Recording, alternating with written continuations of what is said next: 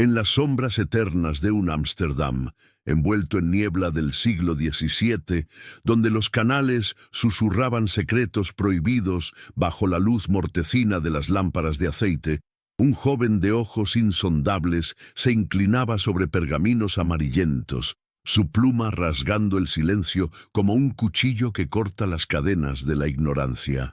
¿Acaso no es en los momentos de quietud absoluta donde la verdad comienza a filtrarse, gota a gota, desafiando las murallas que la humanidad ha erigido con el mortero del miedo? Baruch Spinoza, aquel judío portugués exiliado en las entrañas de una Europa lacerada por guerras religiosas, no buscaba la gloria ni el poder, sino algo mucho más peligroso: la desnudez de lo divino, despojado de los velos que los hombres tejen con dogmas y rituales. ¿Por qué la humanidad teme tanto a la verdad, esa luz que quema las certezas cómodas como el fuego purifica el oro?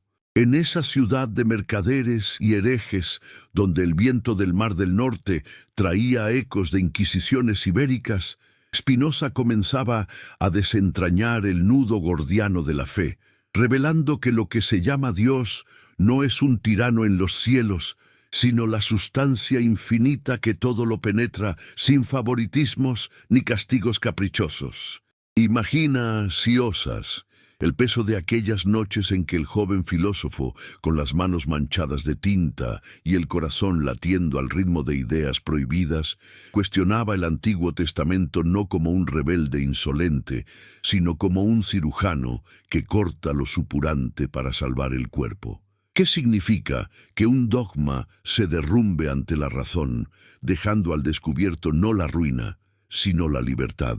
Amós 5:18, ese verso que retumba como un trueno invertido en las sinagogas y las catedrales. Ay de los que desean el día del Señor. ¿Para qué queréis este día del Señor? Será oscuridad y no luz.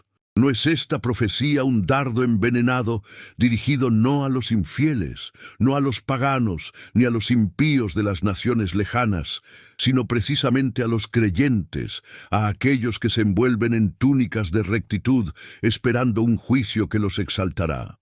Spinoza, con su mente afilada como la hoja de una espada toledana, vio en esas palabras no una amenaza divina caprichosa, sino una revelación profunda. El día del Señor no vendrá como salvación para los que se jactan de su fe ciega, sino como un cataclismo contra la hipocresía que se enquista en los corazones de los que profanan la justicia con sus labios piadosos. ¿Por qué la Iglesia teme más a las dudas que a las herejías, si las primeras abren las puertas a la auténtica comprensión y las segundas solo endurecen las cadenas? Mientras los rabinos de la comunidad portuguesa murmuraban maldiciones en las sombras de la sinagoga, Spinoza continuaba su labor solitaria, rodeado de lentes que pulía para ganarse el pan, pero con la vista fija en horizontes invisibles. ¿No será que la verdadera fe comienza cuando las certezas se quiebran, como el caparazón de un huevo que deja salir la vida? El profeta Amós, voz ronca del desierto judío en el siglo VIII a.C., no proclamaba un día de gloria para los elegidos, sino un juicio inexorable que voltearía las mesas de los mercaderes del templo, esos mismos que hoy se disfrazan de pastores. En las tierras de Israel, donde los rebaños pastaban bajo cielos abrasadores y los altares humeaban con sacrificios vacíos, Amós gritaba contra los que ansiaban el día del Señor desde sus lechos de marfil, explotando al pobre y vendiendo al justo por un par de sandalias. ¿Qué oculta esta inversión profética, esta luz que se torna oscuridad para los devotos? Spinoza, siglos después, la desentrañaría. El miedo, más que la fe, ha sido el motor de la religión, un mecanismo sutil que transforma al Dios infinito en un ídolo doméstico, manipulable por sacerdotes y reyes para mantener a las masas en sumisión. Piensa en el joven Baruch caminando por los muelles de Ámsterdam, donde barcos, cargados de especias y esclavos, traían noticias de tormentas en el océano y hogueras en Lisboa. ¿Por qué los hombres prefieren la ilusión de un Dios vengativo que promete paraíso a los obedientes, en lugar de enfrentar la sustancia única que no distingue entre judíos, cristianos o gentiles? En su tratado teológico-político, aún en gestación en aquellas noches febriles, Spinoza argumentaría que las Escrituras no son decretos eternos dictados desde las alturas, sino narrativas humanas, teñidas de pasiones y contextos, diseñadas para guiar a pueblos primitivos hacia la virtud mediante parábolas y terrores. Amós 5:18 emerge entonces como una joya oculta en esa corona de textos, no un consuelo para los fieles, sino una advertencia feroz. Los que claman por el día del Señor, creyendo que su piedad los blindará, descubrirán que ese día es tinieblas porque sus obras desmienten sus palabras.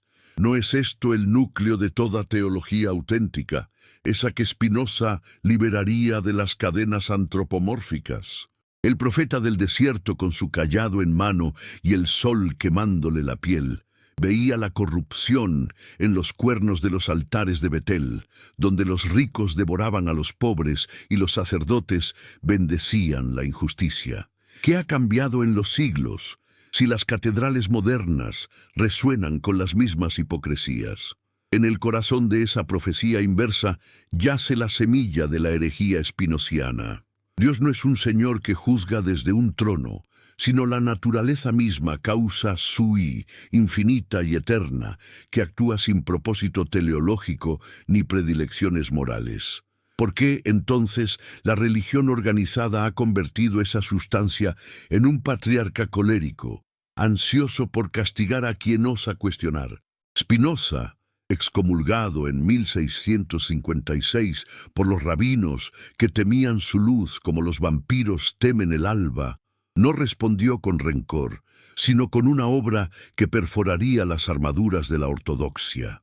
Mientras tanto, en las tabernas de Ámsterdam, mercaderes holandeses debatían teología sobre jarras de cerveza, ignorando que el pulidor de lentes cercano tejía argumentos que harían temblar a Calvino y a los tomistas. ¿No es irónico que el día del Señor, ansiado por generaciones de creyentes, se rebele contra ellos mismos, contra su codicia disfrazada de devoción? Amós lo vio claro. Buscad lo bueno y no lo malo, si queréis vivir, y así el Señor, Dios de los ejércitos, estará con vosotros. Pero los que desean el día sin arrepentirse, ¿qué encontrarán sino oscuridad? Spinoza, con su ética geométrica aún en sueños, comenzaba a intuir que la libertad humana radica precisamente en comprender esta verdad. La religión del miedo engendra esclavos. La razón ilumina ciudadanos. Avancemos en esta niebla histórica, donde los ecos de la Inquisición portuguesa aún resonaban en los oídos de los sefardíes huidos. ¿Qué impulsa a los hombres a aferrarse a profecías que los condenan, prefiriendo la comodidad de la ilusión a la aspereza de la indagación? Spinoza, en su habitación humilde, releía a Amós no como un devoto, sino como un cartógrafo de la mente humana, trazando los contornos del temor que deforma la divinidad. La profecía inversa no es un accidente textual, sino el eje de una teología profética que privilegia la justicia social sobre los rituales huecos. En las colinas de Tecoa, Amós pastoreaba higos silvestres, mientras el reino de Israel se pudría en opulencia inmoral. Las fiestas en Samaria, con banquetes de terneros engordados y música de arpas, contrastaban con el clamor de los oprimidos. ¿No es más bien el ayuno que yo escogí, el desatar las ligaduras de maldad, el soltar las cargas de opresión y romper los yugos? Clamaba Isaías en eco, pero Amós lo anticipaba con crudeza. El día del Señor será contra vosotros, creyentes falsos. ¿Por qué la humanidad ignora estas voces, construyendo templos de oro sobre fosas de injusticia? Desde su exilio interior, Spinoza extendía esta crítica a toda la tradición abrahámica. ¿No será que el miedo al día del Señor ha sido hueaponizado por clérigos para mantener el orden, convirtiendo la profecía en látigo? En las páginas de su futuro tratado, argumentaría que los profetas hablaban según su tiempo y temperamento, no como portavoces infalibles de la eternidad. Amós, pastor inculto, veía la ira divina en las langostas y sequías porque su pueblo la merecía por su apostasía ética. Pero Spinoza iría más allá. Dios, o naturaleza, no se enoja ni se complace, simplemente es, y nosotros, modos finitos de esa sustancia, erramos cuando proyectamos pasiones humanas en lo infinito. ¿Qué significa, pues, desear el día del Señor si no es reconocer que la oscuridad caerá sobre nuestra propia ceguera? En Ámsterdam, mientras la República Holandesa florecía en tolerancia relativa, los sinagogas servían de paranoia. El joven Baruch, con su hermana Rebeca como confidente silenciosa, discutía en susurros sobre la inmortalidad del alma y la vanidad de los milagros. ¿Por qué la Iglesia teme más a las dudas que a las herejías? Porque las dudas corroen los fundamentos del control, mientras las herejías pueden ser quemadas en la hoguera. Permíteme que, en este flujo de reflexiones que nos arrastra como un río subterráneo, invite a quienes escuchan estas palabras desde los rincones del mundo a alzar la voz en los comentarios. ¿Desde qué país y ciudad miráis este relato? ¿Y qué hora marca vuestro reloj en este instante eterno? Compartidlo con un amigo cercano, deseando que bendiciones inunde su familia, como la verdad inunda las almas sedientas. ¿No es en el compartir donde la profecía cobra vida, rompiendo las cadenas del aislamiento? Continuemos, pues, profundizando en el laberinto de esta profecía. Amós no era un sacerdote de salón, sino un nómada del Negev, llamado por visiones de plagas y fuego. En el año 760 a.C., cuando Uzías reinaba en Judá y Jeroboam II en Israel, la prosperidad económica masquingaba la podredumbre moral. Viudas despojadas, huérfanos vendidos, templos convertidos en bazares. Pasarán por la plaza de Samaria y dirán: ¿hasta cuándo postergarás el cumplir sentencia contra los quebrantadores de la ley? Profetizaba Amós, pero los ricos respondían con banquetes y mentiras. El día del Señor, ese concepto heredado de tradiciones cananeas donde Baal combatía a Amot en ciclos cósmicos, se transforma en Amós en un juicio ético implacable. ¿Por qué los creyentes modernos, herederos de esta línea, insisten en verlo como su vindicación, ignorando la inversión? Spinoza, en su exégesis radical, mostraría que tales textos son acomodaciones a la imaginación vulgar, no verdades geométricas. Dios no tiene días ni preferencias. Es el orden necesario del universo, donde el mal surge de la ignorancia de las causas. En las calles empedradas de Ámsterdam, donde protestantes y católicos coexistían en tregua armada, Spinoza pulía lentes para Descartes y leía a Maimónides en secreto. ¿Qué conflicto interno devoraba a este hombre de 23 años cuando fue expulsado de la Kehila? Los rabinos lo acusaron de abominables herejías y monstruosas deformidades, prohibiendo todo contacto bajo pena de maldición mayor. Pero él, sin amargura, se retiró a Rindsburg, donde la rueda de su torno y el tic-tac de su mente tejían la primera versión de la ética. ¿No es esta soledad el crisol donde la verdadera filosofía nace, lejos de los aplausos y las hogueras? Amós, igualmente marginado, pastaba en Bet-Semes mientras profetizaba contra Amasías, sacerdote de Betel. No profeticies más en Betel. La profecía inversa se repetía. Los guardianes del templo rechazan la voz que los condena. Spinoza vería aquí el patrón eterno. La religión institucionalizada teme la razón profética que expone su hipocresía. Profundicemos en el texto sagrado que Spinoza diseccionaría con bisturí racional. Amós 5, 18, 20 describe el día como lobos en tinieblas, sin resplandor.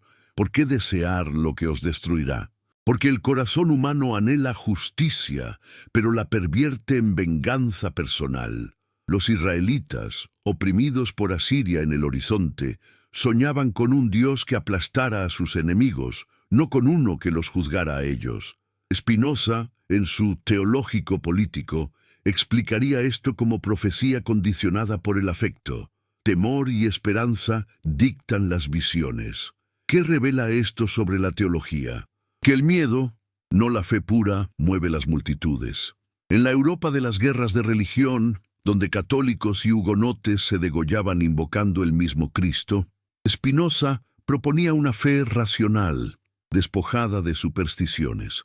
¿No es la profecía de Amós un llamado a esa razón, un aviso de que el día del Señor juzgará obras, no credos?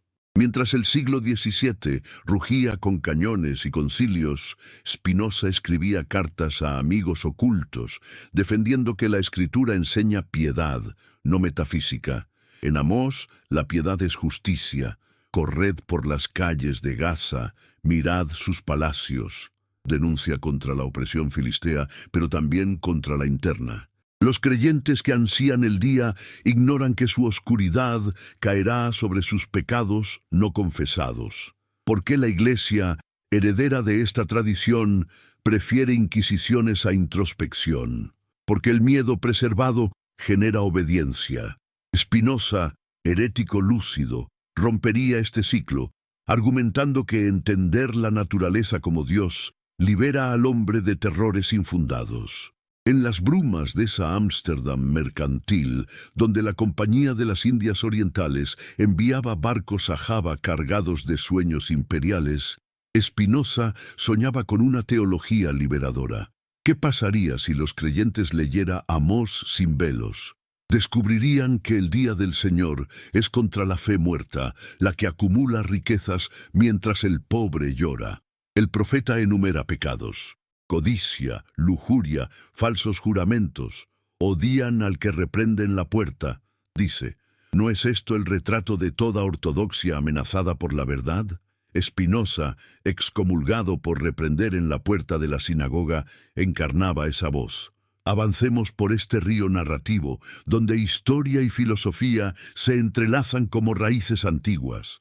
En 1670, cuando el Tratado Teológico Político vio la luz anónima, Ámsterdam estalló en polémica. ¿Cómo osaba este pulidor cuestionar la inspiración divina de la Biblia? Pero Spinoza defendía: los profetas eran hombres, no ángeles, sus palabras adaptadas al vulgo. Amós, ejemplo perfecto. Su visión de langostas y fuego reflejaba plagas reales, interpretadas como ira divina para mover voluntades laxas. La profecía inversa, entonces, no es literal, sino parabólica. Ay de los que invocan juicio sin justicia propia.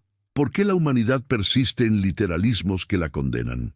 Piensa en los siglos transcurridos desde Amós hasta Spinoza, 1,5 años de exilios babilónicos, retornos, macabeos, romanos, cruzadas. Siempre el mismo patrón: creyentes ansiosos por el día, ignorando su oscuridad interna. Spinoza lo sintetizaría: el afecto de la devoción ciega genera error.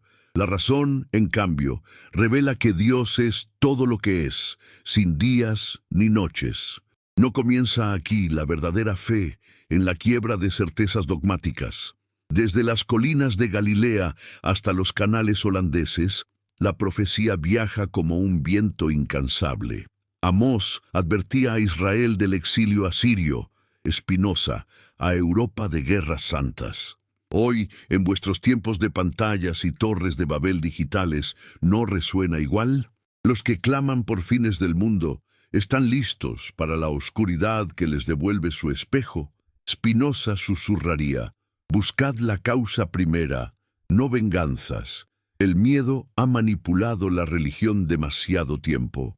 En esa habitación de Reinsburg, iluminada por una vela danzante, Spinoza escribía proposiciones.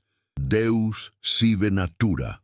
¿Qué terror inspira esto a los clérigos, que pierden el monopolio del cielo? Amós 5:18, leída espinocianamente, libera: el día no es apocalipsis externo, sino iluminación interna contra la ignorancia. ¿Por qué temer lo que salva? La narración se adentra ahora en las profundidades del conflicto naciente.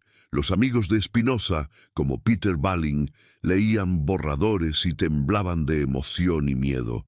La comunidad judía, traumatizada por autos de fe en España, veía herejía en toda duda, pero él persistía. ¿Qué es profecía sino interpretación de causas naturales? Amós interpretaba sequías como juicios. Nosotros, con ciencia, vemos ciclos climáticos. ¿No progresa así la fe, de temor a comprensión? Exploremos el contexto histórico con más densidad. En el siglo VIII a.C., en Israel disfrutaba falsa paz bajo Jeroboam II, expandiendo fronteras mientras la élite oprimía. Amós, desde Judá, cruza para denunciar santuarios de Betel y Gilgal profanados por hipócritas. Ofrecéis sacrificios de paz, pero no me complace vuestro pan, dice Dios por su boca. El día ansiado será contra tales. Spinoza aplaudiría. Ritual sin ética es vanidad. Siglos después, el Renacimiento trae luces, pero la Contrarreforma apaga herejes. Spinoza, hijo de marranos, hereda ese fuego. Su padre, Miguel, mercader honorable, muere en 1654. Baruch hereda deudas y dudas. La sinagoga, bajo Rabino Mortera, enseña Talmud rígido. Pero el joven lee a Descartes, Kabbalah, Averroes. ¿Por qué la tradición teme la síntesis? La excomulgación de 1656 es un abismo, con maldiciones rabínicas de la angelología y los tronos de gloria. Lo separan. Spinoza no replica públicamente, pero en privado escribe Apología. Amós, expulsado de Betel, regresa al sur. Paralelo perfecto, profetas marginados por decir verdad. En esta primera ola de la narración, el acontecimiento central se revela, la profecía inversa de Amós, como llave spinociana a la teología racional. ¿Por qué la humanidad teme tanto a la verdad que prefiere oscuridad autoimpuesta? La reflexión se abre como un abanico, fe versus razón, miedo versus comprensión. Profundicemos en la textura bíblica. Amós 5 continúa con llamados al arrepentimiento. Buscadme y viviréis. No rituales, sino equidad. Que la justicia ruede como aguas. Spinoza, en Ética Vinto, propone amor intelectual a Dios, más allá de temores. ¿No converge aquí profeta y filósofo? Históricamente, Amós precede caída de Samaria en 722 a.C. Su profecía se cumple en exilio. Spinoza ve en historia patrón. Naciones caen por injusticia, no caprichos divinos. Razón explica causas. Fe ciega las ignora. En Ámsterdam, la tolerancia de Mauricio de Nassau permite disidencia, pero límites hay. Spinoza publica bajo seudónimos, huyendo censura. El tratado defiende democracia, libertad de pensamiento. Amós, voz democrática contra reyes. La invitación regresa tejida en el flujo. ¿Desde qué rincón del planeta escucháis? ¿Qué hora ilumina vuestro cielo? Compartid con un ser querido, invocando bendiciones familiares. Como la verdad bendice almas abiertas. Ahora, el relato se expande en espiral. Spinoza pule lentes paramicroscópicos, viendo mundos invisibles, análogos a verdades metafísicas ocultas. Amós veía langostas como juicios, él bacterias como causas, progreso de la luz. Teológicamente, la inversión de Amós desafía escatología. No paraíso para fieles per se, sino juicio universal. Spinoza universaliza, salvación en conocimiento, no credo. Filosóficamente plantea, ¿es Dios causa moral o necesaria? Spinoza opta segunda, liberando de antropomorfismos. ¿Por qué resistir? La narración continúa, acumulando capas. En 1661, Círculo de Amigos en Reinsburg discute ética cartesiana. Spinoza diverge, no dualismo sino monismo. Amós implícito, unidad de creación bajo justicia. Historia entrelazada. Mientras Spinoza escribe, Luis XIV revoca edicto de Nantes. Hugonotes huyen. Miedo religioso mata. Profecía cumple. Oscuridad para opresores. Preguntas retóricas multiplican. ¿Qué significa derrumbar dogmas? Libertad. ¿Por qué Iglesia duda ante razón? Control perdido. En esta extensión el tema central arraiga. Profecía contra creyentes falsos, iluminada por Spinoza. Reflexión abre abismos.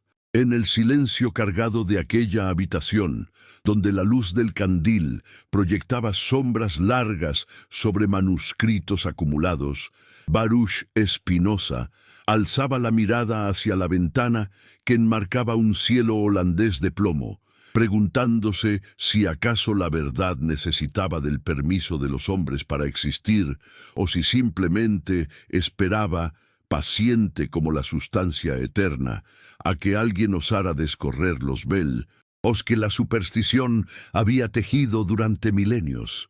¿No es acaso el conflicto más profundo de la existencia humana, ese abismo entre lo que se nos enseña a creer y lo que la razón nos obliga a reconocer?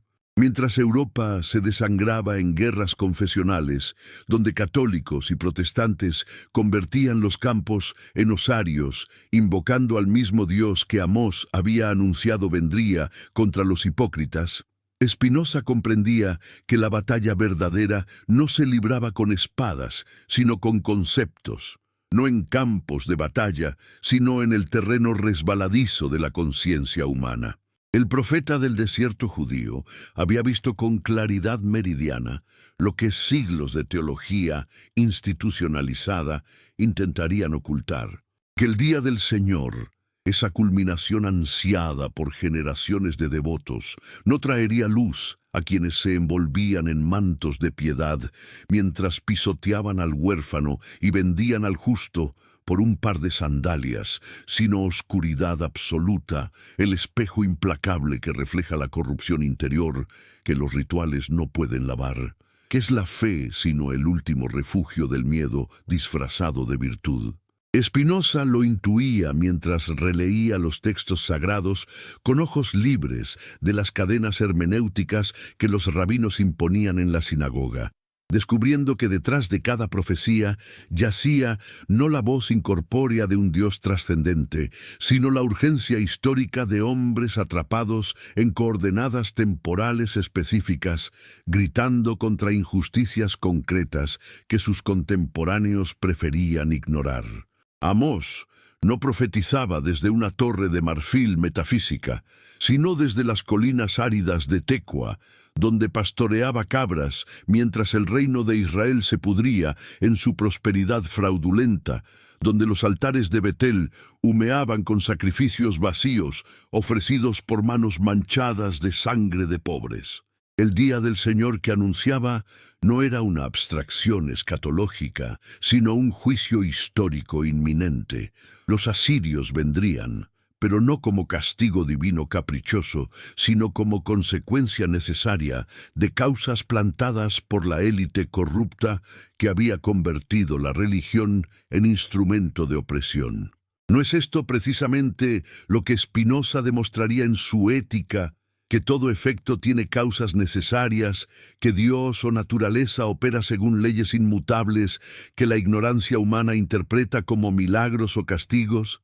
Profundicemos en esta fractura epistemológica que Spinoza abría como un cirujano abre un absceso para drenar la infección.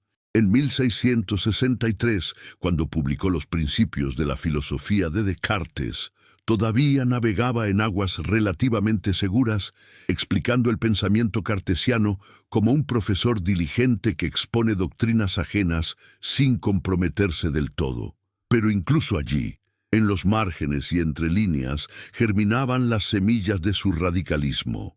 Si Descartes había separado res cogitans de res extensa, mente de materia, en un dualismo que preservaba el alma inmortal y con ella el poder eclesiástico sobre los destinos ultraterrenos, Spinoza ya intuía que tal división era artificial, que pensamiento y extensión no eran sustancias separadas, sino atributos de una única sustancia infinita, que él llamaría Deus sive natura, Dios, o sea, naturaleza. Una fórmula que haría temblar los púlpitos de toda Europa. ¿Por qué esta identificación provocaba tanto horror en teólogos y rabinos? Porque demolía de un solo golpe el edificio entero de la religión institucionalizada. Si Dios es la naturaleza misma, Entonces no hay cielo ni infierno trascendentes, no hay milagros que violen las leyes naturales, no hay profetas privilegiados con línea directa a lo divino, y sobre todo, no hay intermediarios necesarios entre el hombre y lo sagrado, ningún sacerdote con poder de absolver pecados, ni rabino con monopolio de la interpretación. Retrocedamos ahora hacia Amós, ese pastor convertido en voz del trueno, para entender cómo su profecía inversa anticipaba precisamente esta crítica espinociana a la religión del miedo. En Amós 5:21-24, el texto se vuelve brutal en su denuncia. Aborrezco, desprecio vuestras fiestas solemnes y no me complaceré en vuestras asambleas. Aunque me ofrezcáis holocaustos y ofrendas de grano, no los aceptaré, ni miraré a las ofrendas de paz de vuestros animales engordados. Aparta de mí el ruido de tus canciones, pues no escucharé la melodía de tus arpas, pero que fluya el juicio como las aguas y la justicia como impetuoso arroyo.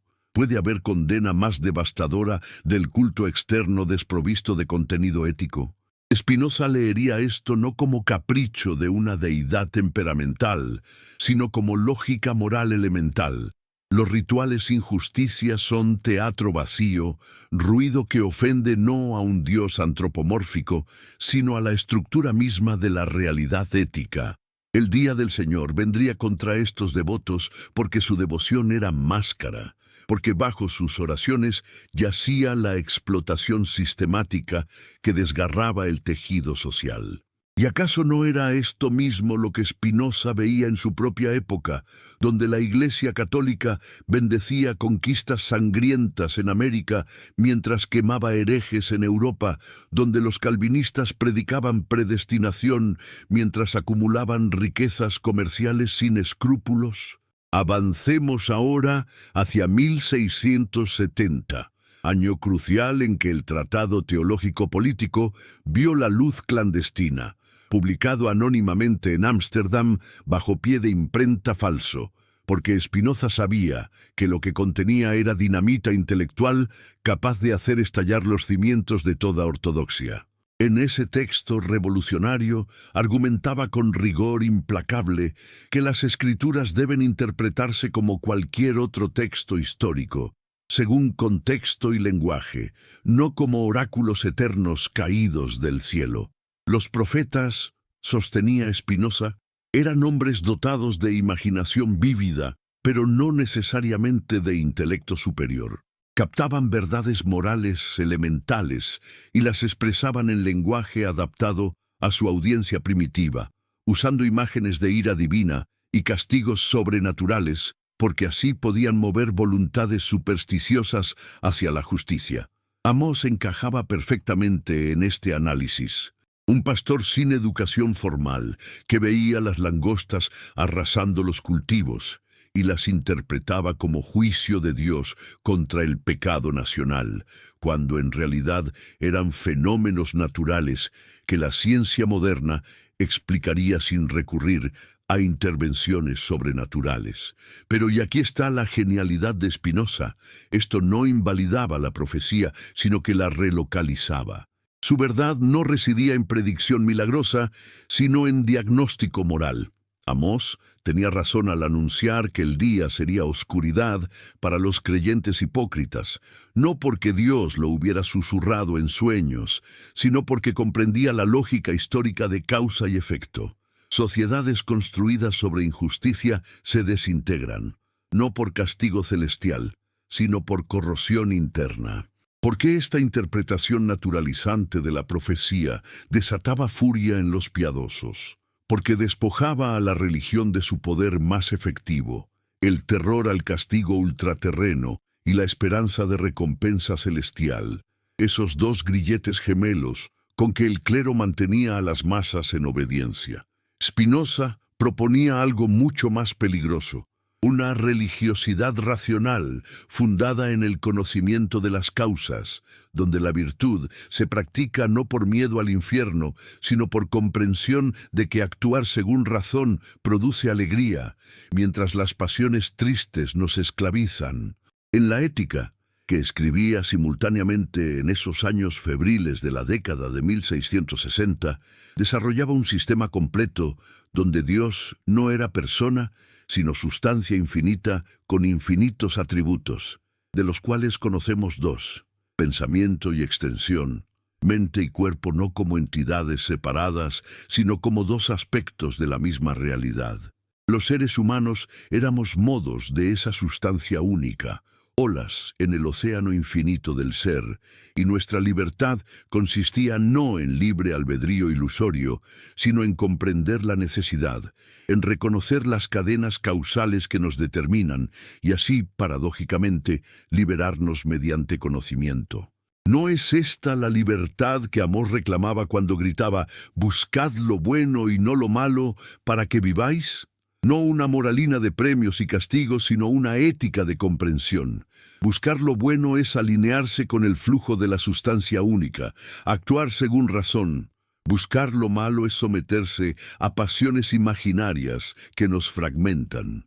Detengámonos en este momento para renovar la invitación que fluye como savia en este relato. Tú que escuchas desde algún rincón del planeta, escribe en los comentarios desde qué país y ciudad nos acompañas. ¿Qué hora marca tu reloj en este instante donde nuestras conciencias se encuentran en el espacio atemporal de las ideas? Y comparte este video con un amigo cercano, alguien cuya alma intuye sedienta de verdades que las homilías dominicales ya no sacian, deseando que bendiciones desciendan sobre su familia como la lluvia sobre tierra reseca. ¿No es acaso en el compartir donde la filosofía cobra vida, donde la profecía de Amós y la herejía de Spinoza se actualizan en cada generación que osa cuestionar? Continuemos profundizando en las capas de este conflicto entre fe ciega y razón iluminada.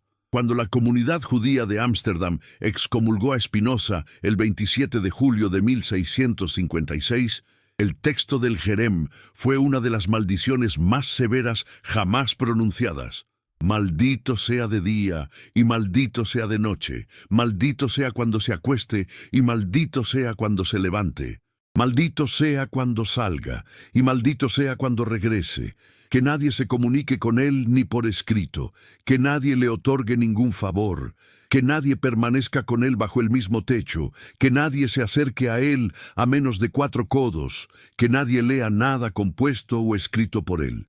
¿Qué había hecho este joven de 23 años para merecer tal anatema? Simplemente había comenzado a cuestionar en voz alta doctrinas que la mayoría cuestionaba en silencio: la inmortalidad del alma, la elección especial del pueblo judío, la autoría mosaica del Pentateuco, la existencia de ángeles y demonios. En otras palabras, había comenzado a leer las Escrituras con los mismos ojos críticos con que se leería a Homero o Virgilio, y eso era imperdonable porque amenazaba el poder de los rabinos que controlaban la Kehila mediante la interpretación monopolizada de textos sagrados. Amós había enfrentado rechazo similar del sacerdote Amasías en Betel. Vidente, vete, huye a tierra de Judá, come allá tu pan y profetiza allá.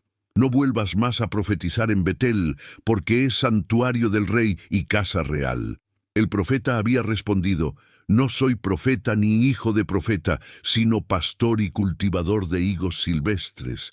Pero el Señor me tomó de detrás del rebaño y me dijo: ve, profetiza a mi pueblo Israel. ¿No resuena aquí el mismo conflicto que Spinoza encarnaba? La institución religiosa rechaza la voz que cuestiona porque cuestionar es dinamitar el fundamento del control, el miedo sacralizado. Pero Spinoza, al contrario de muchos herejes que buscan fundar nuevas ortodoxias, no pretendía crear una contraiglesia, sino liberar el pensamiento mismo. En su correspondencia, que mantendría con amigos selectos hasta su muerte prematura en 1677, a los 44 años víctima de tuberculosis agravada por el polvo de lentes que pulía para subsistir, explicaba pacientemente que no atacaba la religión, sino su degeneración supersticiosa. La verdadera religión, argumentaba, consiste en justicia y caridad, virtudes que se derivan del conocimiento racional de nuestra condición como modos de Dios naturaleza. Todo lo demás, ceremonias, dogmas, jerarquías, son andamios históricos que pueden descartarse una vez que la razón ha madurado. Amós habría aplaudido este reduccionismo radical. Su profecía inversa era precisamente un llamado a despojar la religión de pompas y volver al núcleo ético. Que fluya el juicio como las aguas y la justicia como impetuoso arroyo, no es llamado a liturgias más elaboradas, sino a demolición de liturgias que ocultan injusticia. ¿Por qué entonces las iglesias y sinagogas han construido catedrales de ritual sobre este mensaje de desnudez moral? Porque las instituciones se perpetúan mediante complejidad que las hace necesarias. Si la religión se redujera a justicia y caridad, no harían falta sacerdotes profesionales. Exploremos ahora la dimensión política de esta herejía. El tratado teológico político no era solo exégesis bíblica, sino tratado político revolucionario que defendía la democracia y la libertad de pensamiento como derechos naturales inalienables. Spinoza argumentaba que el Estado debe garantizar libertad de filosofar porque las opiniones no dañan a nadie, y que la religión debe subordinarse al poder civil precisamente para evitar guerras confesionales como las que desangraban Europa. En esto también Amós era precursor. Su profecía contra las naciones vecinas en los primeros capítulos, contra Damasco, Gaza, Tiro, Edom, Amón, Moab, antes de volverse contra Israel mismo, establecía que el Dios de justicia juzga a todas las naciones por los mismos criterios éticos, no por ortodoxia teológica. No hay pueblo elegido exento de juicio moral. Esta universalización era revolucionaria en el siglo VIII a.C., y seguía siéndolo en tiempos de Spinoza, cuando cada facción cristiana o judía se creía depositaria exclusiva de verdad divina.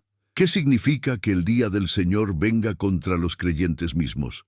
Que la pertenencia a comunidad religiosa no otorga salvoconducto moral, que Dios le hace.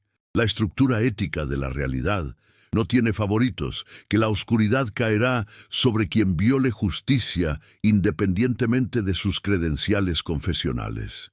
Penetremos más hondo en la ética, esa obra maestra publicada póstumamente que Spinoza había pulido durante años con la misma paciencia con que pulía lentes, estructurándola more geométrico, según el orden geométrico de Euclides, con definiciones, axiomas, proposiciones y demostraciones, como si la verdad moral pudiera derivarse con la misma necesidad que los teoremas matemáticos. La parte inu de Deo establece que existe una sola sustancia, Dios, causa sui, infinita en atributos, de la cual todo lo demás son modificaciones. La parte segundo, de natura et origin mentis, de la naturaleza y origen de la mente, argumenta que mente y cuerpo son el mismo individuo concebido bajo atributos diferentes, demoliendo el dualismo. La parte tercé, de origine natura affectuum, del origen y naturaleza de los afectos, analiza las emociones como pasiones que nos determinan cuando ignoramos sus causas.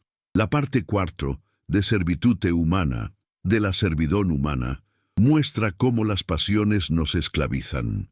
Y la parte quinto, de potentia intellectus seu, de libertate humana, del poder del intelecto o de la libertad humana, culmina con la liberación mediante el amor intelectual a Dios, que no es sentimiento místico, sino comprensión racional de que somos partes del todo infinito.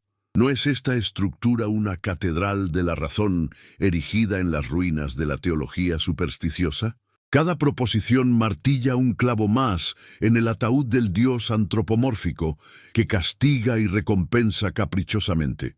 Spinoza demuestra, con rigor que pretende igualar el de Euclides, que Dios no puede actuar por fines porque eso implicaría carencia, que no tiene voluntad libre porque actúa según necesidad de su naturaleza, que no siente emociones porque éstas presuponen cambio e imperfección. ¿Qué queda entonces de la profecía de Amós en este sistema? Permanece su núcleo ético despojado de ropajes sobrenaturales. El día del Señor se traduce spinocianamente como el momento de claridad racional, donde cada individuo y cada sociedad enfrenta las consecuencias necesarias de sus actos.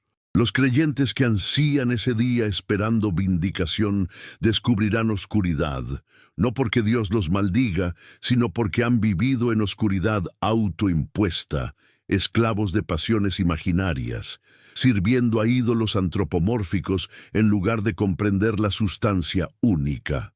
La luz que ansían se torna tinieblas porque sus ojos, habituados a sombras de cavernas platónicas, no pueden soportar el sol de la razón. Amós gritaba, «¡Ay de los que desean el día del Señor!» Y Spinoza susurra, «¡Ay de quienes buscan salvación en supersticiones en lugar de conocimiento!» Pero ambos señalan la misma verdad. La religión del miedo esclaviza, solo la comprensión libera. Descendamos ahora al terreno histórico concreto para ver cómo estas ideas filosóficas tienen consecuencias políticas. En 1672, año terrible para la República Holandesa invadida por franceses e ingleses simultáneamente, las turbas enfurecidas lincharon a los hermanos de Witt, Johann y Cornelius, estadistas republicanos que Spinoza admiraba, asesinándolos brutalmente en La Haya y mutilando sus cadáveres. Spinoza, horrorizado, preparó un cartel que decía «Ultimi Barbarorum», los últimos de los bárbaros, y quiso pegarlo en el lugar del crimen, pero su casero lo encerró para salvarlo de la turba. ¿Qué movía a esas masas al barbarismo? El miedo cultivado por predicadores que incitaban contra el republicanismo como herejía, que pintaban a los de Witt como ateos enemigos de Dios. La profecía de Amós se cumplía una vez más. El día de oscuridad caía no sobre los infieles, sino sobre la sociedad que se decía cristiana, pero practicaba linchamiento. Spinoza vio confirmada su tesis. La superstición religiosa, cuando se alía con pasiones políticas, produce monstruos. Solo un Estado que garantice libertad de filosofar y subordine religión al orden civil puede evitar tales atrocidades. Amós había visto lo mismo en Samaria, una sociedad que se proclamaba fiel a Yahvé, pero devoraba a sus pobres, donde sacerdotes bendecían la opresión desde altares dorados. El día vino, como había profetizado, en 722 a.C., los asirios borraron el reino de Israel del mapa, exiliando a las 10 tribus que se perdieron en la historia. ¿Fue castigo divino? No, era consecuencia histórica necesaria. Sociedades corruptas colapsan, no por milagro sino por lógica social que Spinoza elevaría a ciencia. Pero no nos engañemos pensando que Spinoza era pesimista. Su sistema, aunque determinista, ofrecía liberación genuina. Mediante el conocimiento de tercer género, la scientia intuitiva, el ser humano podía contemplar todas las cosas subespecie a eternitatis, bajo la perspectiva de la eternidad, y alcanzar lo que llamaba beatitudo, la beatitud o alegría suprema del amor intelectual a Dios. Esta no era salvación en cielo celestial, sino transformación psicológica aquí y ahora. Quien comprende que es modo necesario de la sustancia infinita, deja de angustiarse por muerte o desgracias, pues reconoce que es parte eterna del todo. ¿No es esto una versión filosóficamente rigurosa de lo que los místicos de todas las tradiciones han intuido? Amós no llegó a tal altura especulativa, pero su exigencia de justicia como flujo continuo apuntaba hacia esa misma integración. El verdadero día del Señor, despojado de mitología, es el despertar a la vida ética como necesidad natural, no como obediencia servil a mandatos externos. Los creyentes que Amós denunciaba eran aquellos que habían externalizado completamente la moral, convirtiéndola en checklist de rituales, mientras Spinoza llamaba a internalizarla radicalmente mediante comprensión de que virtud y felicidad son idénticas, que actuar según razón produce alegría necesariamente porque alinea nuestro conatus, el esfuerzo por perseverar en el ser, con el orden total de la naturaleza. Examinemos ahora las reacciones que el tratado provocó. Aunque publicado anónimamente, pronto se supo que Spinoza era el autor, y la condena fue unánime. Católicos y protestantes, cartesianos y escolásticos, todos coincidían en denunciarlo como el libro más pernicioso jamás escrito. Lo llamaron forjado en el infierno por el judío renegado y el diablo, libro blasfemo lleno de abominaciones, texto que convierte a todos los hombres en ateos. ¿Por qué tal histeria? Porque Spinoza había tocado el nervio expuesto. Al naturalizar la profecía, la reducía a fenómeno psicológico e histórico. Al negar milagros, cerraba el cielo a intervenciones divinas caprichosas. Al identificar Dios con naturaleza, disolvía la frontera entre sagrado y profano, haciendo imposible la mediación eclesiástica. En términos de Amós, Spinoza estaba proclamando que el día del Señor ya está aquí, que la oscuridad que caerá sobre creyentes hipócritas es la oscuridad de su propia ignorancia expuesta, que la luz ansiada solo llegará cuando derriben ídolos antropomórficos y contemplen la sustancia infinita tal cual es. Necesaria, eterna, indiferente a súplicas y sacrificios, operando según leyes inmutables que la ciencia descifra. Los teólogos entendieron perfectamente la amenaza. Si Spinoza tenía razón, sus profesiones eran obsoletas, sus seminarios innecesarios, sus concilios irrelevantes. La verdad no requiere intermediarios. Quien comprende las causas se libera sin necesidad de sacerdotes que absuelvan o rabinos que interpreten. Profundicemos en el concepto spinociano del conatus, porque aquí se encuentra la clave de su ética naturalizada. Cada cosa, argumenta en Ética Treso, se esfuerza por perseverar en su ser, conatum sum conservandi. Este esfuerzo es la esencia misma de la cosa. En los seres humanos, cuando el conatus es consciente se llama voluntad, cuando es inconsciente, apetito, cuando es consciente y acompañado de idea, deseo. Todos los afectos derivan de este esfuerzo fundamental. Alegría es el paso a mayor perfección, mayor potencia de actuar, tristeza a menor. Las pasiones son afectos pasivos, causados externamente y comprendidos confusamente. Las acciones son afectos activos, causados por nuestra propia naturaleza racional. La libertad consiste en transformar pasiones en acciones mediante comprensión de causas. Cuando entiendo por qué siento miedo o esperanza, esos afectos pierden poder sobre mí y puedo actuar según razón. ¿Cómo se relaciona esto con Amós? El profeta veía que Israel actuaba desde pasiones. Codicia, lujuria, vanidad, expresadas en opresión sistemática disfrazada de piedad. El día del Señor sería oscuro para ellos porque las pasiones tristes generan necesariamente su propia destrucción. Una sociedad fundada en injusticia colapsa como edificio sobre arena. No es castigo divino, sino consecuencia del conatus social pervertido, que al oprimir a sus miembros debilita su propia potencia colectiva. Spinoza naturalizaba así la teología profética. Amós tenía razón, pero sus categorías sobrenaturales podían traducirse a análisis causal natural sin pérdida de verdad ética. Avancemos hacia las últimas consecuencias de esta filosofía radical. Si Dios es naturaleza y actúa necesariamente, si todo lo que existe es modo de la sustancia única, no se sigue que todo es divino. Aquí Spinoza es cuidadoso.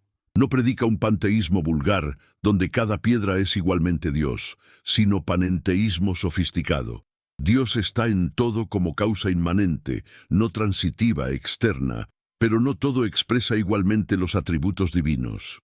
Los seres humanos racionales, capaces de amor intelectual, participan de la divinidad más plenamente que las piedras, porque expresan el atributo pensamiento de forma más compleja. Nuestra beatitud consiste en maximizar esa expresión, en comprender cada vez más causas, en actuar cada vez menos desde pasiones y más desde razón. El día del Señor de Amós, traducido a categoría spinociana, sería el momento individual o colectivo donde esta maximización alcanza umbral crítico. La sociedad que elige justicia sobre opresión incrementa su potencia y florece. La que elige lo contrario se autodestruye. La oscuridad no es condena arbitraria sino necesidad natural. Sistemas injustos generan resistencia interna que los colapsa. La luz no es premio sino estado emergente de sistemas justos. Amós intuía esto poéticamente. Spinoza lo demostraba geométricamente. Consideremos finalmente el legado explosivo de ambas figuras. Amós, el primer profeta escritor, estableció template para toda crítica religiosa posterior. Voz marginal que cuestiona centro, pastor que confronta sacerdotes, desnudador de hipocresías piadosas, anunciador de juicios que invierten expectativas. Jesús, siglos después, bebería de esta fuente cuando denunciaba fariseos y volcaba mesas de cambistas. Spinoza, el primer crítico bíblico moderno, estableció método para lectura secular de escrituras que inauguraría ilustración radical. Sus herederos, Lessing, Mendelssohn, Heine, Marx, Freud, Einstein, reconocerían deuda. La pregunta retórica que ambos plantean retumba aún. ¿Por qué la humanidad teme tanto a la verdad que prefiere cárceles confortables de dogmas a la intemperie peligrosa de la indagación? ¿No será que la verdadera fe comienza precisamente cuando las certezas se quiebran, cuando los ídolos caen y por fin miramos, desnudos y temblorosos, la sustancia infinita que siempre estuvo ahí, esperando que osáramos verla? En las calles contemporáneas de cualquier ciudad donde escucháis estas palabras, la profecía inversa se cumple aún.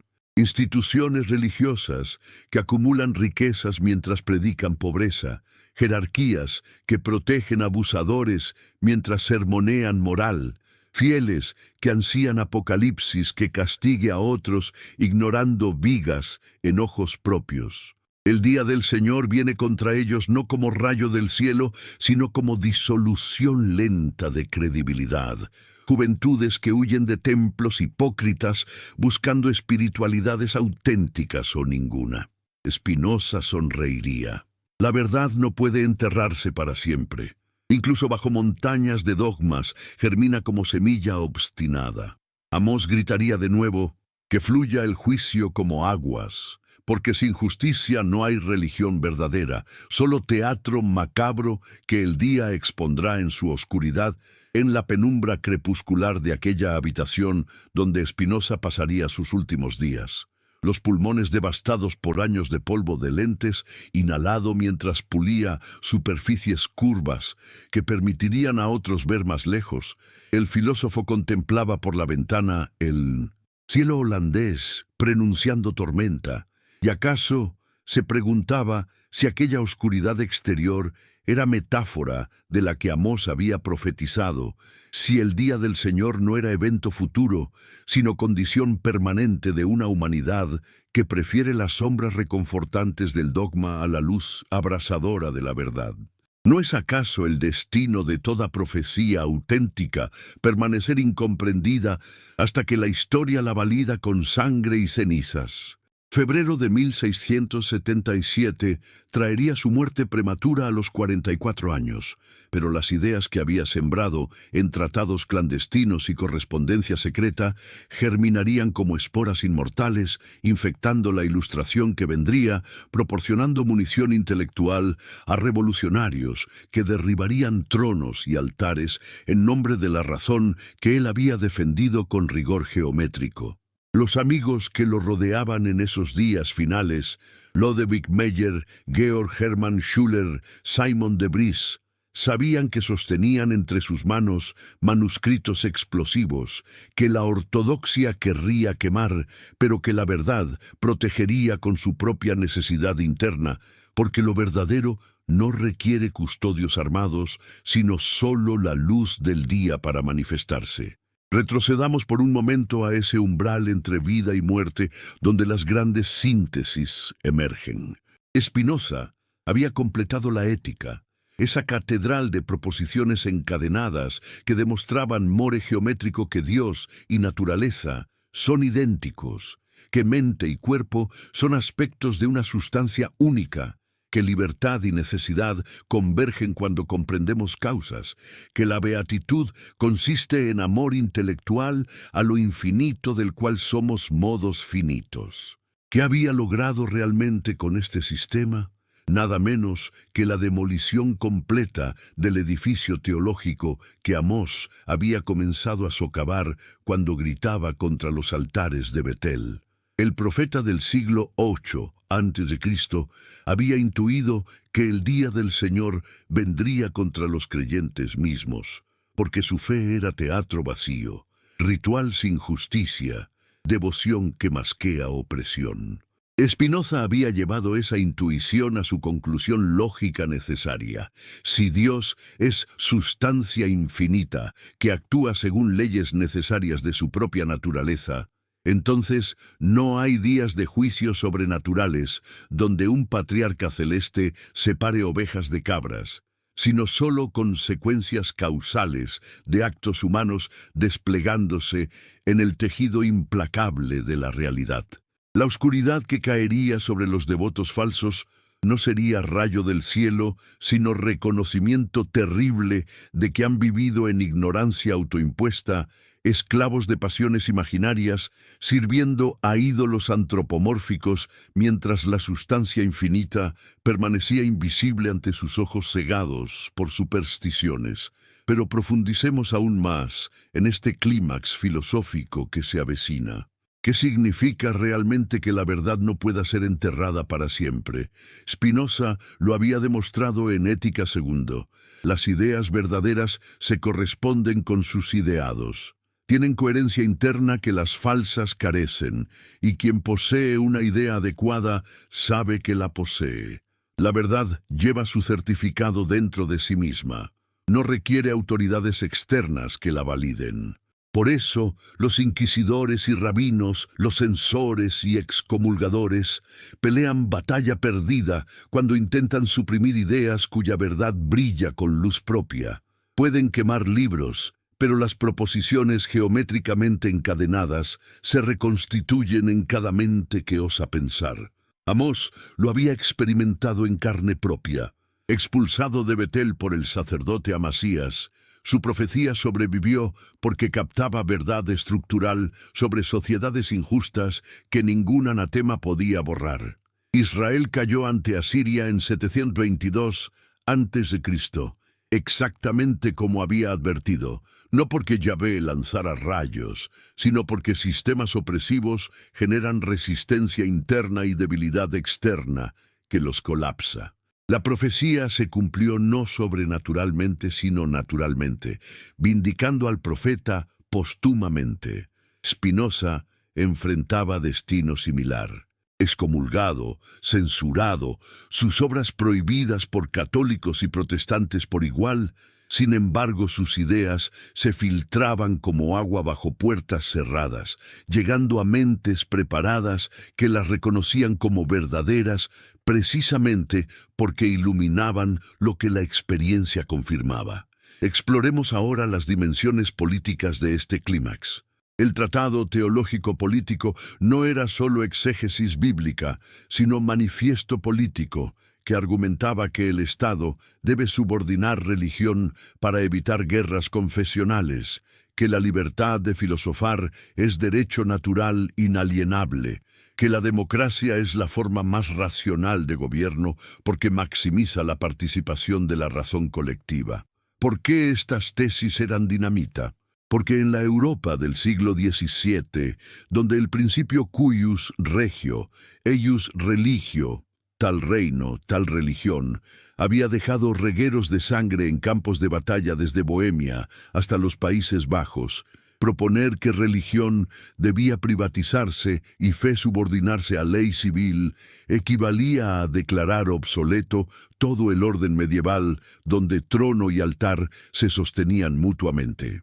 Spinoza veía con claridad profética que mientras religión mantuviera poder político, el miedo sería instrumento de gobierno y la razón permanecería encadenada.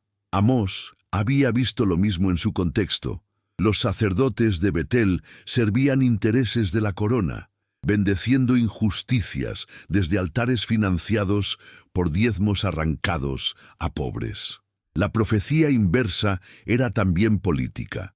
El día del Señor vendría contra esta alianza impía de poder religioso y político que oprimía en nombre de Dios. ¿No resuena esto en cada época donde césares invocan a Cristo para bendecir conquistas, donde ayatolás decapitan en nombre de Alá, donde rabinos justifican ocupaciones citando promesas abrahámicas? Ahora permíteme que en este flujo de reflexiones que alcanza su culminación, invite nuevamente a quienes nos acompañan desde los confines del mundo a participar en este diálogo eterno. Escribe en los comentarios desde qué país y ciudad contemplas estas verdades. ¿Qué hora marca tu reloj en este instante donde pasado y presente se funden en la contemplación filosófica? Comparte este video con un amigo cuya alma intuye sedienta de profundidades que el entretenimiento superficial no sacia, deseando que bendiciones desciendan sobre su familia como la comprensión desciende sobre mentes abiertas. ¿No es acaso en este compartir donde la profecía se actualiza, donde Amós vuelve a gritar y Spinoza vuelve a demostrar que la verdad no muere con sus portavoces, sino que renace en cada generación que osa cuestionar? Continuemos ascendiendo hacia la cima de esta reflexión. En sus últimas cartas, Spinoza discutía con corresponsales sobre la naturaleza del infinito, sobre si los milagros son posibles. Su respuesta, no, porque violarían las leyes divinas de la naturaleza, lo cual es absurdo. Sobre si hay vida después de la muerte, su respuesta compleja, la mente eterna, en tanto comprende verdades eternas, pero no hay inmortalidad personal al estilo cristiano. Estas posiciones, elaboradas con rigor demostrativo, eran herejías capitales para todas las confesiones. Pero él persistía porque había alcanzado lo que llamaba tercer género de conocimiento, scientia intuitiva, donde se contemplan las cosas sub specie aeternitatis, bajo la perspectiva de la eternidad, viendo cómo todo fluye necesariamente de la naturaleza divina como teoremas de axiomas. En ese estado de comprensión suprema, el filósofo experimenta lo que describe en Ética V como beatitudo, beatitud o gozo intelectual supremo, que es el amor intellectualis Dei, amor intelectual a Dios, que simultáneamente es amor de Dios hacia sí mismo reflejado en la mente humana. ¿Suena místico? Lo es, pero místico racional, éxtasis que emerge de comprensión, no de arrobamiento irracional. Amós también había tenido experiencia similar cuando veía visiones de langostas y fuego, pero las interpretaba según su marco cultural como comunicaciones sobrenaturales. Spinoza naturalizaba la mística. El profeta experimentaba estados de conciencia alterados, donde insights morales emergían, pero no porque Dios le susurrara, sino porque su mente, en estado de pasión intensa por la justicia, generaba imágenes que expresaban verdades éticas. La diferencia entre profeta y filósofo no era acceso privilegiado a lo divino, sino modo de expresión. Uno hablaba en parábolas para mover voluntades, el otro en proposiciones para convencer intelectos. Profundicemos en las últimas implicaciones éticas de este sistema. Si virtud y felicidad son idénticas, si actuar según razón produce necesariamente alegría, porque alinea nuestro conatus con el orden total de la naturaleza, Entonces la ética espinociana no requiere comandos divinos ni amenazas infernales para funcionar. Es completamente autosuficiente. Quien comprende que es modo de la sustancia infinita y que su bien consiste en expresar máximamente los atributos divinos, pensamiento y extensión, mediante conocimiento y acción racional, ese buscará la virtud por la virtud misma, no por recompensa externa. Esto demolía toda la economía teológica de méritos y castigos que la cristiandad y el judaísmo habían construido. Amós, sin llegar a tal sofisticación filosófica, apuntaba en esa dirección cuando exigía justicia, no como medio para agradar a Dios, sino como fin en sí. Que fluya el juicio como las aguas. No promete paraíso a cambio, sino reconoce que la justicia es el orden natural de las sociedades funcionales. El día del Señor sería oscuro para devotos injustos, no porque Dios los castigara, sino porque habían violado ese orden y cosecharían consecuencias. Spinoza matematizaba esto. Actos injustos generan pasiones tristes, ira, venganza, resentimiento en víctimas, que eventualmente retornan sobre perpetradores en ciclos de violencia. No es karma sobrenatural, sino física social. Ahora alcanzamos el núcleo incandescente de esta reflexión. ¿Por qué la Iglesia, en todas sus variantes históricas, ha temido más a las dudas que a las herejías? Porque las herejías aún operan dentro del juego teológico, aceptan premisas básicas, Dios existe, revelación es posible, hay salvación, y solo disputan interpretaciones.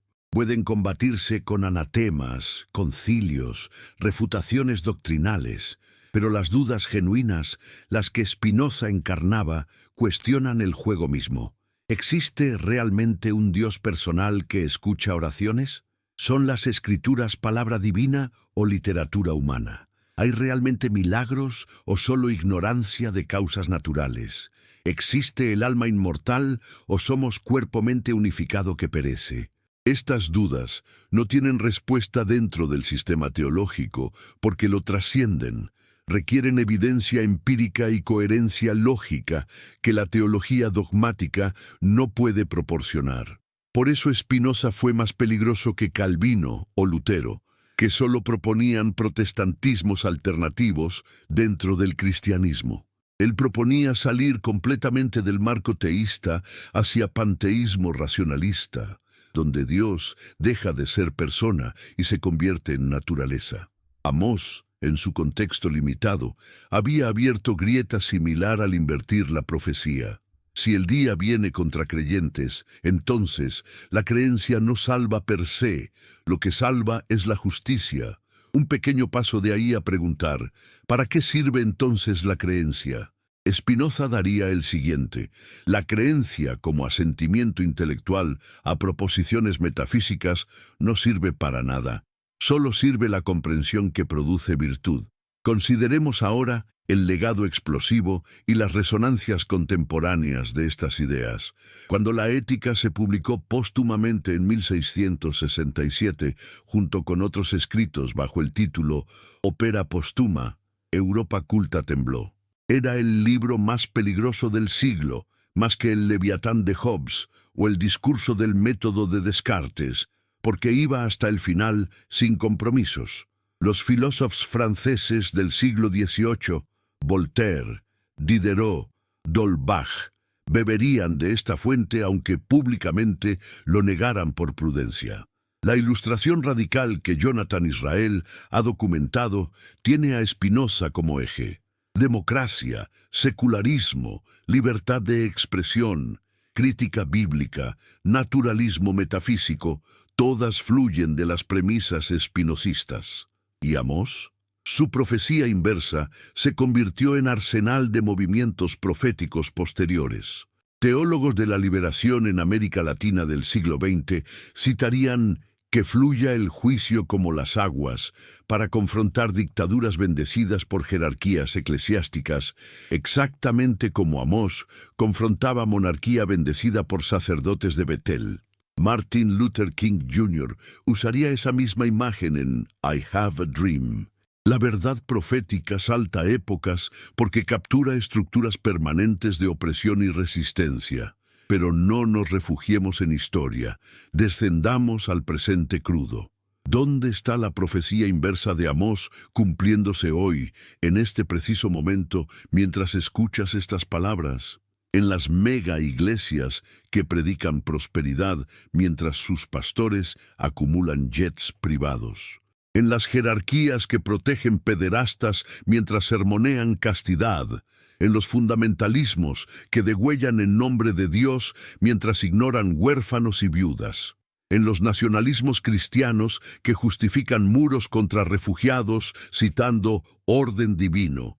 En los sionismos que invocan promesas abrahámicas para legitimar ocupaciones. En los islamistas que lapidan adúlteras mientras trafican armas. El día del Señor viene contra todos ellos, no como apocalipsis hollywoodense con trompetas y ángeles, sino como disolución lenta de credibilidad, éxodo masivo de jóvenes que huyen de hipocresías hacia ninguna parte o hacia espiritualidades autodidactas. Spinoza sonreiría melancólicamente. Había predicho exactamente esto, que cuando religión se corrompe, la razón emerge como alternativa. Amós gritaría de nuevo con voz oxidada por siglos: aborrezco vuestras fiestas, no me complaceré en vuestras asambleas, mientras cámaras capturan liturgias vacías, retransmitidas a audiencias cada vez más escépticas. Ascendamos ahora hacia la síntesis final, el momento donde todas las líneas convergen. ¿Qué nos enseñan conjuntamente Amós el profeta y Spinoza el hereje? Que la religión auténtica, despojada de supersticiones y manipulaciones, se reduce a ética, justicia, caridad, comprensión. Todo lo demás, dogmas, rituales, jerarquías, milagros, cielos e infiernos, son construcciones humanas, andamios históricos que pueden y deben trascenderse cuando la razón madura. Que el miedo, más que el amor, ha sido motor de religiones institucionales.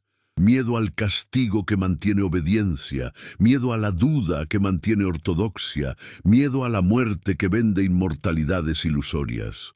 Que Dios, si usamos esa palabra, no es persona caprichosa que premia y castiga, sino el orden necesario de la realidad, la sustancia infinita de la cual somos olas efímeras. Y servirle significa comprender y actuar según ese orden, lo que produce alegría. Que las verdades proféticas sobreviven, no porque estén protegidas por instituciones, sino porque corresponden a estructuras reales de la existencia humana.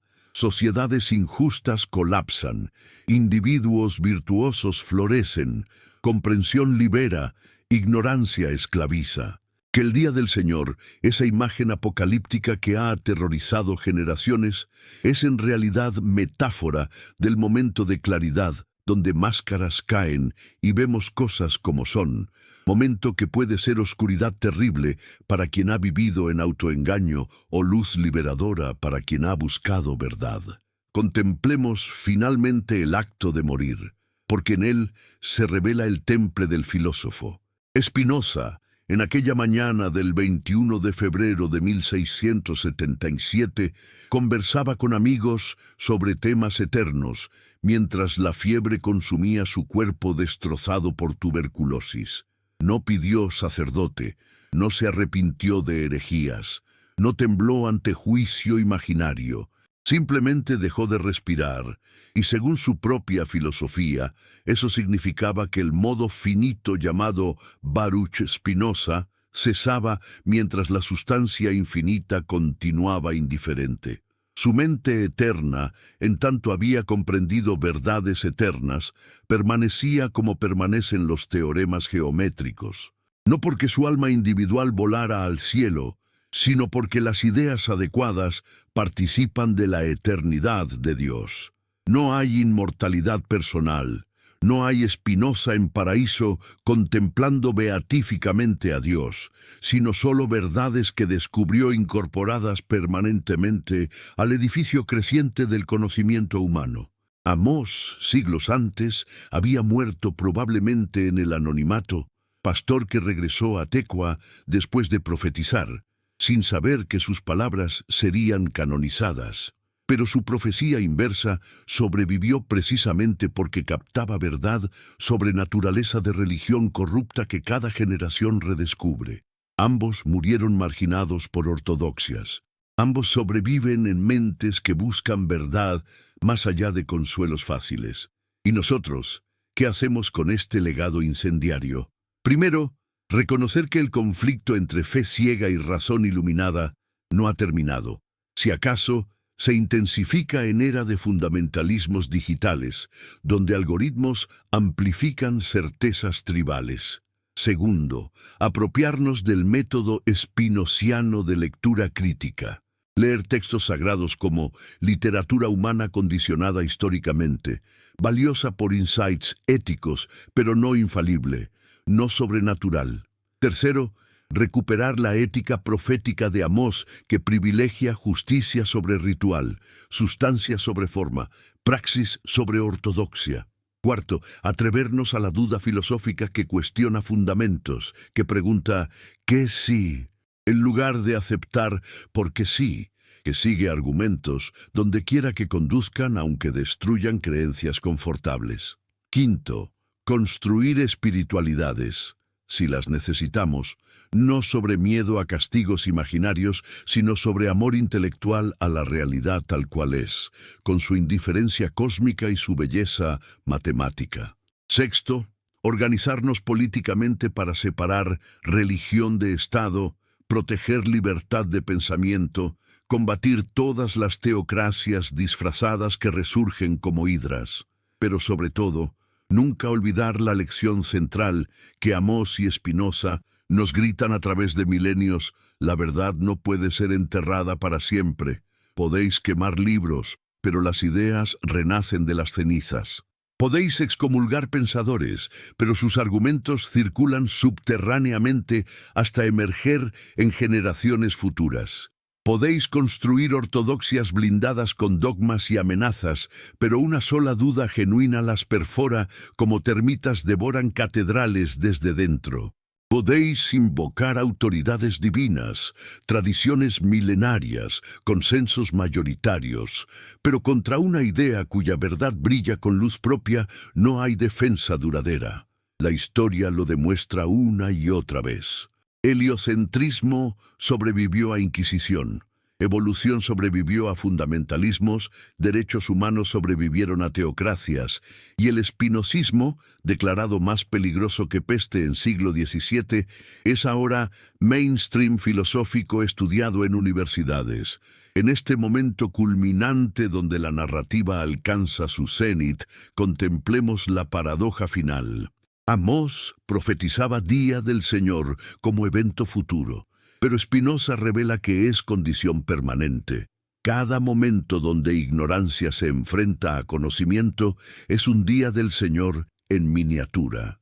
Cada vez que dogma se confronta con evidencia, cada vez que ritual vacío se expone ante demanda de justicia, cada vez que institución religiosa corrupta enfrenta rebelión de conciencias, el día está ocurriendo. Y siempre es oscuridad para los que esperaban luz fácil, porque la verdad exige trabajo, humildad intelectual, disposición a estar equivocado, coraje para vivir sin certezas absolutas. Los creyentes que Amós denunciaba querían un Dios doméstico que validara su estatus y destruyera enemigos. Los fieles que Spinoza critica quieren un cielo que compense frustraciones terrestres sin tener que transformarse radicalmente. Pero la realidad, esa sustancia infinita indiferente a deseos humanos, no negocia. O comprendes si te alineas con el orden de las cosas, o permaneces en esclavitud de pasiones imaginarias. ¿No será que la verdadera fe comienza cuando las certezas se quiebran? No fe como creencia en proposiciones inverificables, sino fe como confianza en que la realidad tiene estructura comprensible, que la razón puede descifrarla, que vivir según ese conocimiento produce flourishing humano. Fe spinoziana es amor fati, amor al destino, aceptación gozosa de la necesidad una vez comprendida. Fe amosiana es compromiso con justicia, aunque cielos no recompensen, porque la justicia es su propia recompensa, restaura tejido social, permite vida comunal floreciente. Estas dos fes, profética y filosófica, convergen en punto donde religión auténtica y ética racional se vuelven indistinguibles. Todo lo demás es superstición que el día del Señor, léase, el progreso inexorable de la claridad racional, eventualmente barrerá. En las últimas décadas de su vida breve, Spinoza trabajaba en tratado político que quedó inconcluso, argumentando por democracia como régimen más racional, porque distribuye poder y permite múltiples perspectivas, corregir errores. Amós había intuido algo similar al denunciar monarquía corrupta. Poder concentrado sin accountability genera opresión. El día profetizado sería, entre otras cosas, colapso de esa concentración cuando las víctimas se rebelan o los invasores aprovechan debilidad interna. Historia posterior validó. Reino de Israel cayó porque élites corruptas lo habían vaciado desde dentro. Spinoza extrapolaba. Cualquier régimen fundado en superstición y miedo eventualmente colapsa. Solo los fundados en razón y consenso libre perduran. No era optimismo ingenuo, vivió linchamiento de los DeWitt, sino análisis sobrio de dinámicas de poder. El día del señor político llega a todos los autoritarismos, usualmente cuando menos lo esperan, como luz que irrumpe en oscuridad de prisiones. Cerremos esta reflexión extensa con la imagen que unifica todo. El pulidor de lentes que ve mundos invisibles y el pastor que ve langostas, ambos profetas de la verdad, ambos marginados por instituciones que temen claridad. Spinoza puliendo cristal hasta que luz pasa sin distorsión, metáfora perfecta de su filosofía. Pulir la mente mediante rigor geométrico hasta que verdad brille sin obstáculos.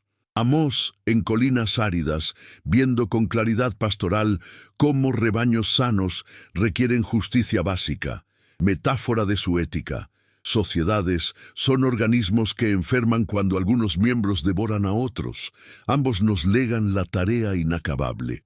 Cuestionar autoridades que reclaman monopolio de verdad, leer críticamente textos que se proclaman sagrados, construir éticas sobre comprensión, no sobre temor, organizar sociedades para maximizar razón colectiva, no para perpetuar privilegios clericales, y sobre todo, confiar que la verdad, aunque enterrada bajo montañas de dogma durante siglos, germinará eventualmente porque su semilla es imperec, hedera.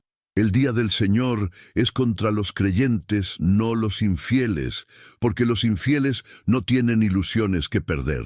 La oscuridad cae sobre quien espera luz sin merecerla, sobre quien invoca justicia divina mientras practica injusticia humana, sobre quien construye catedrales mientras ignora gemidos de los oprimidos. Pero esa misma oscuridad, cuando se acepta y se atraviesa, se convierte en claridad, reconocimiento de que no hay salvadores externos, que cada generación debe ganarse su propia liberación mediante conocimiento y virtud, que el cielo no existe, pero la beatitud sí. Aquí, ahora, en la comprensión que nos unifica con el todo infinito del cual somos olas temporales. Y así, en este flujo narrativo que ha atravesado siglos desde Tequa hasta Ámsterdam y hasta tus oídos, en cualquier rincón del planeta donde escuches ahora, la profecía se cumple una vez más. La verdad no puede ser enterrada para siempre. Resurge en cada mente que osa pensar, en cada corazón que osa cuestionar, en cada sociedad que elige justicia sobre ritual. Amós y Spinoza, pastor y filósofo, profeta hereje y hereje profético, nos susurran la misma enseñanza a través del abismo del tiempo. La única fe que vale es la que sobrevive a la duda más feroz, y esa fe se llama conocimiento.